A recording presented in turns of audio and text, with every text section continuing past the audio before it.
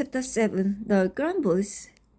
The next piece of the Emberstone has been here somewhere, they said. Blaze hopped around, searching beneath rocks at the base of the tree. Scarlet climbed up to the search among the higher branches.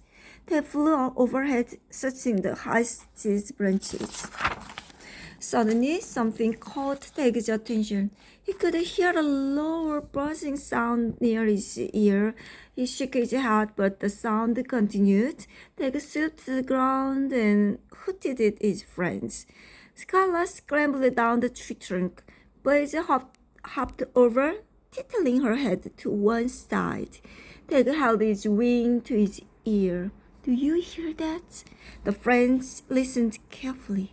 They thought it might be the breeze blowing the leaves, but the noise grew. It sounded like a whisper on the wind, becoming louder and louder. Scarlet's eyes widened. "Is the tree talking?" she asked. The buzzing sound grew louder until they could almost make out words. "Maybe it is," he said. "After all, it is called the Whispering Oak." Dick jumped as a tiny voice shouted right by his ear. "Go away."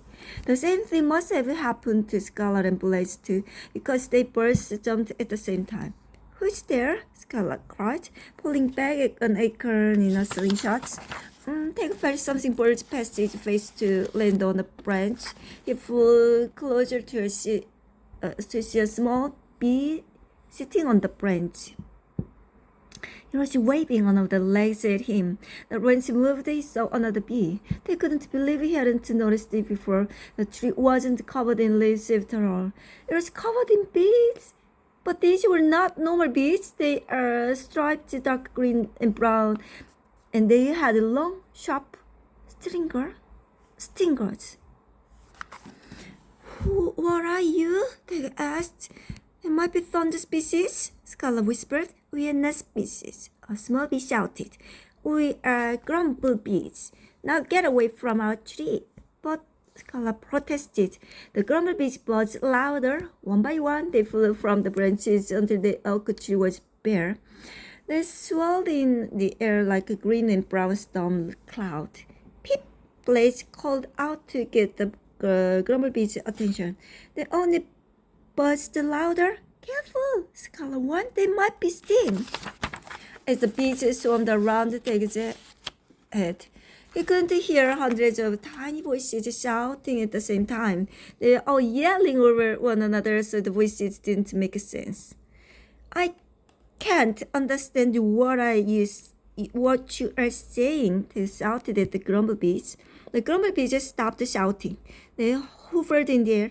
Then, in a single voice, so loud that it almost made the Tag fall over, they shouted, "Go away!" Chapter 8. The Bears. Tag, Scarlet, and Blaze slowly backed away from the grumblebees. "Why are they so angry?" Tag wondered. "What do we do now?" Scarlet whispered, as the bees continued to surround them. Tag tried to think of a way to ask the bees about Emberstone without making them angrier. Blaze dipped her beak into Tag's sack and pulled out the Emberstone.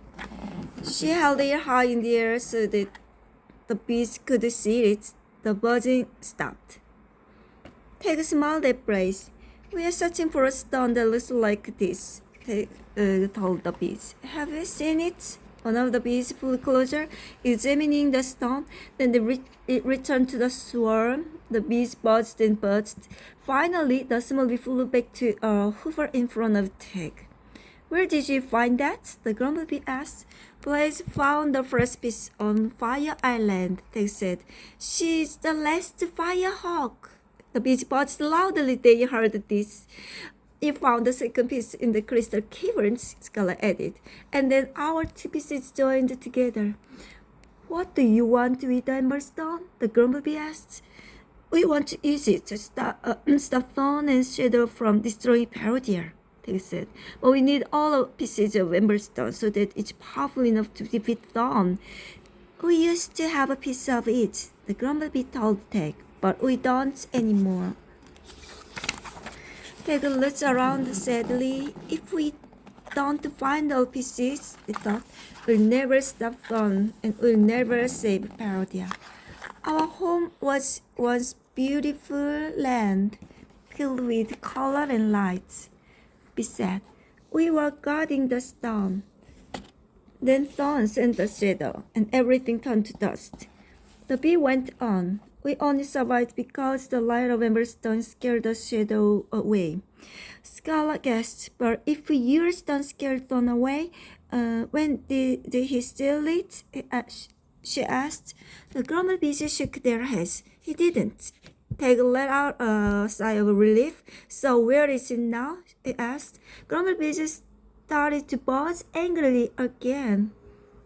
The bears stole it, Peg said.